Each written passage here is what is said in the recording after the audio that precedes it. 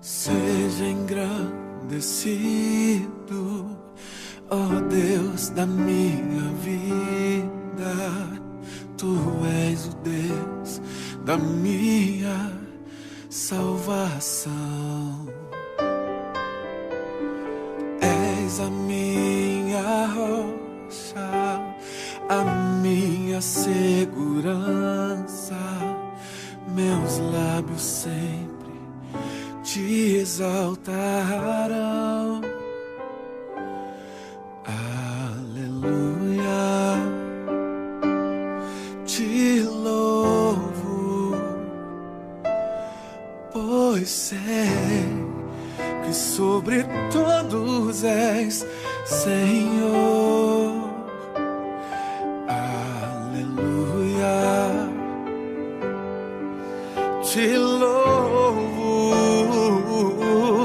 pois sei que sobre todos és Senhor.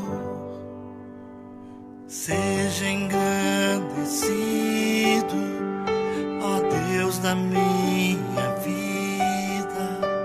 Tu és o Deus da minha salvação. A minha salvação. És a minha rocha, a minha segurança. Meus lábios sempre te exaltarão.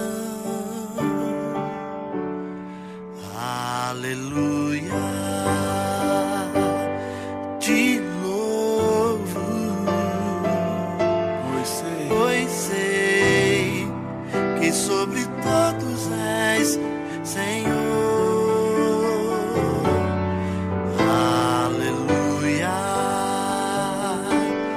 te louvo, pois sei que sobre todos és Senhor.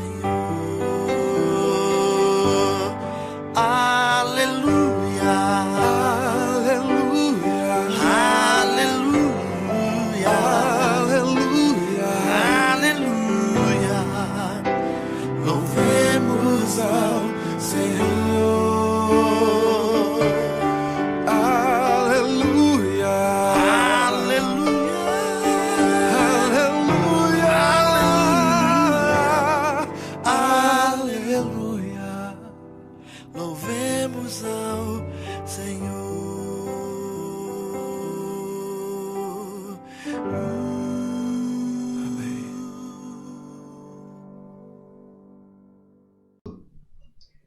Bom dia, irmãos. Eu quero convidá-los nesta manhã de domingo a meditar comigo na Palavra de Deus, no Evangelho segundo Lucas, capítulo 24, os versículos 13 a 15.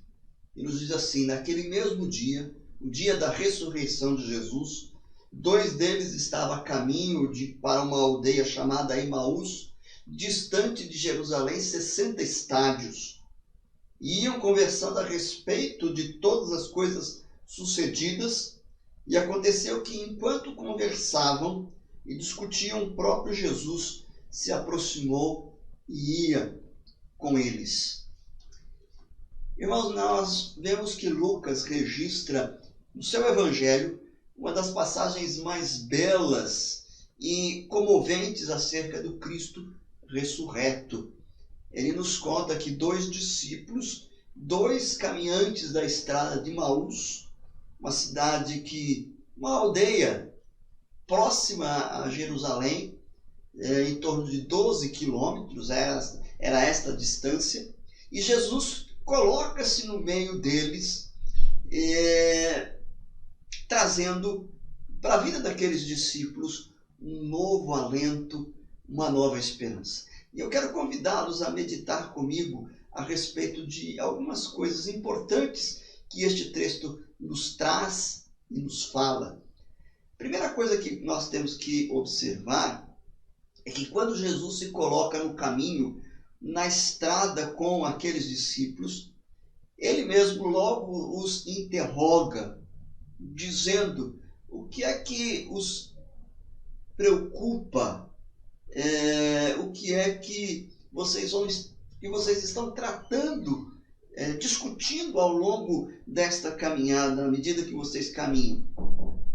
E o texto nos diz que quando eles são interrogados pelo Senhor Jesus, eles pararam entristecidos. Então, a primeira observação que nós notamos aqui nesta passagem, neste momento, neste evento, é a frustração daqueles homens.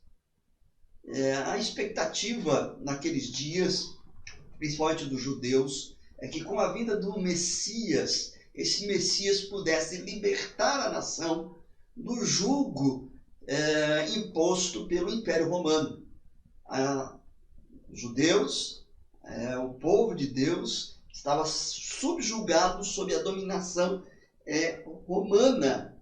E eles estavam esperando, eles estavam com uma expectativa grande de que o Messias os libertasse. Mas acontece que o Messias, aquele que se dizia o Filho de Deus, morreu.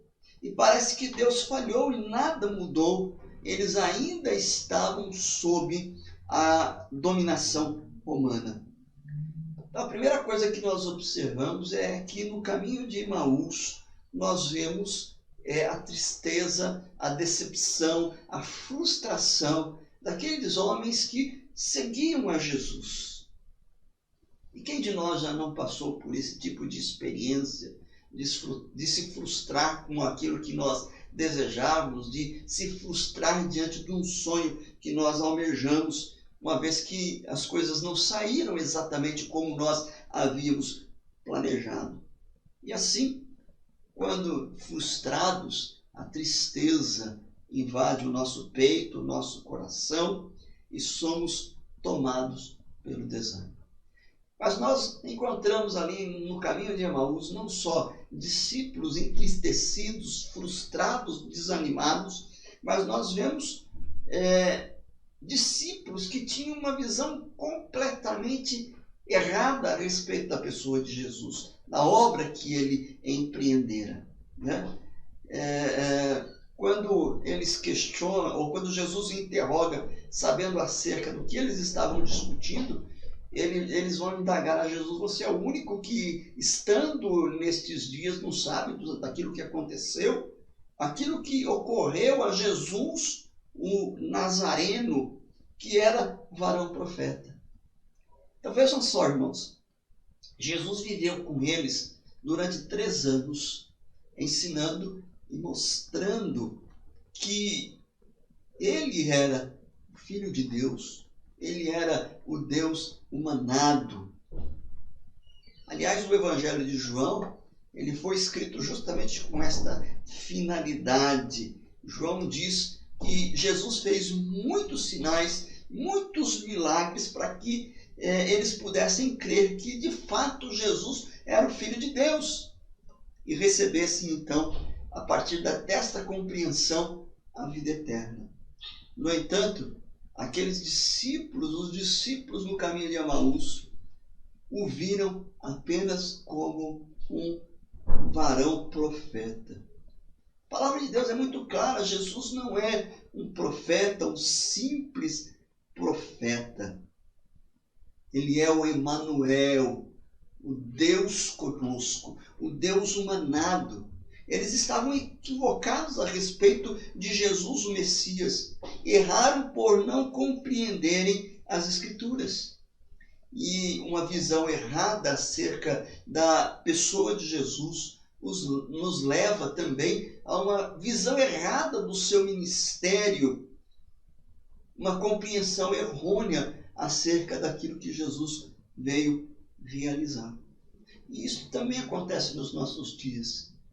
Quando as pessoas olham a Jesus com uma visão diferente daquela que a Bíblia nos apresenta, eles vão compreender o ministério de Jesus de uma forma errada.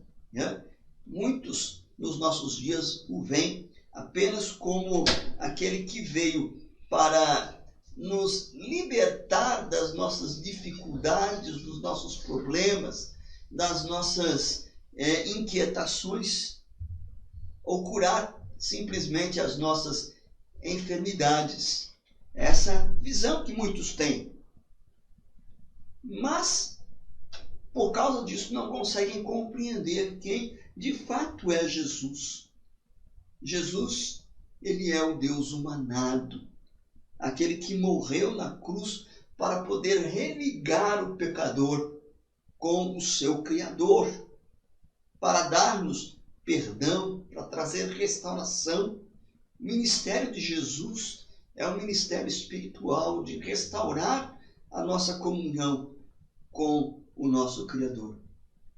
E por, de fato, desconhecerem as Escrituras, nós distorcemos e não compreendemos corretamente a mensagem de Cristo. Agora é interessante também nós observarmos, irmãos, que não há somente a tristeza, a frustração, o desânimo, não há só uma visão errada a respeito de Cristo. No caminho de Emaús, nós encontramos o Cristo ressuscitado. O texto nos diz que enquanto aqueles discípulos caminhavam, Jesus se coloca entre eles, Jesus se aproxima e caminha com eles. Então, apesar de toda a frustração, apesar de toda a tristeza, de toda a incredulidade dos discípulos, Jesus se achega e caminha com eles. O Cristo ressurreto, o Cristo redivivo se faz presente, transformando a tristeza em alegria, transformando a decepção em vitória. E a sua presença aponta-nos para a veracidade da palavra de Deus. Jesus venceu a morte. Onde está a morte, a tua vitória? Onde está a morte, o teu aguilhão? A vida, meus amados irmãos, está em Jesus. E ele nos dá graciosamente esta vida. Ele mesmo afirmou: eu vim para que tenham vida e a tenham em abundância. Não há motivo para pranto, não há motivo para tristeza, não há motivo para frustração. O nosso Redentor vive. A realidade é que Cristo está vivo. O Cristo ressurreto. Portanto, este Cristo que aparece no meio dos discípulos, ele nos desafia. Sua presença no meio dos discípulos, ressurreto, nos desafia a proclamar o significado profundo do túmulo vazio, a proclamar o significado coerente da verdade bíblica da ressurreição de Cristo. Desafia-nos a um viver coerente com a doutrina da ressurreição. Desafia-nos a uma nova vida, a uma vida ressuscitada, a uma mente transformada. Desafia-nos a viver segundo o poder da ressurreição. Hoje é Páscoa. Hoje é o domingo da ressurreição.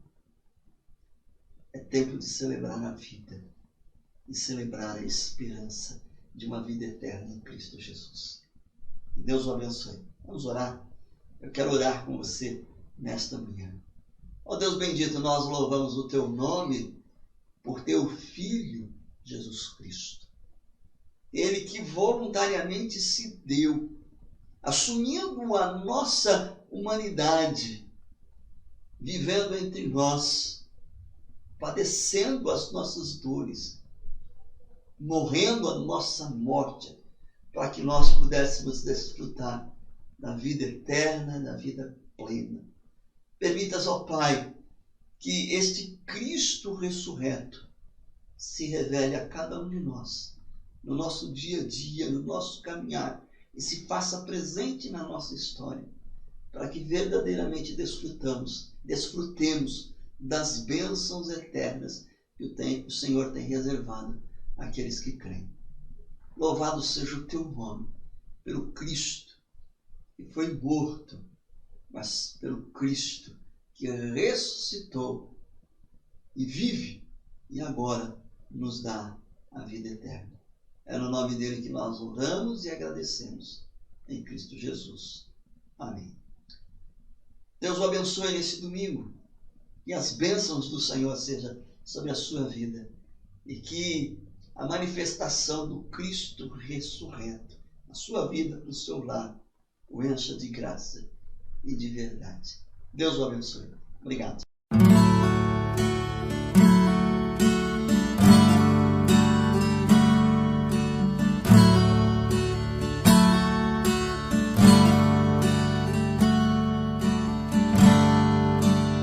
Ele não tinha qualquer beleza ou majestade pra nos atrair.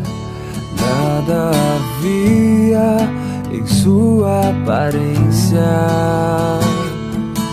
para o desejarmos, mas rejeitado dentre os homens, ainda assim carregou nossas dores. O seu castigo nos traz paz e a esperança não se esvai. A oferta pela culpa ele ofereceu para satisfazer o Criador. Ele morreu para que a sua luz em nós pudesse brilhar. O Filho do amor se entregou em nosso lugar.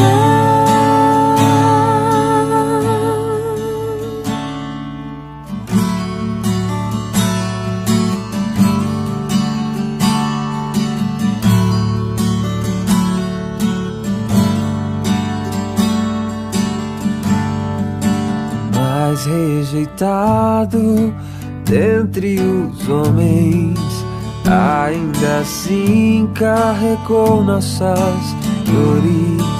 O seu castigo nos traz paz e a esperança não se esvai. A oferta pela culpa ele ofereceu para satisfazer o Criador. Ele morreu para que a sua luz em nós pudesse brilhar. O Filho do amor se entregou em nosso lugar. És o Cordeiro que pelos nossos pecados foi esmagado, sem dizer uma só palavra. Se entregou aos cravos, derramou sua vida até a morte, provando a ira amarga pra nos dar sua doce graça e nos fazer viver.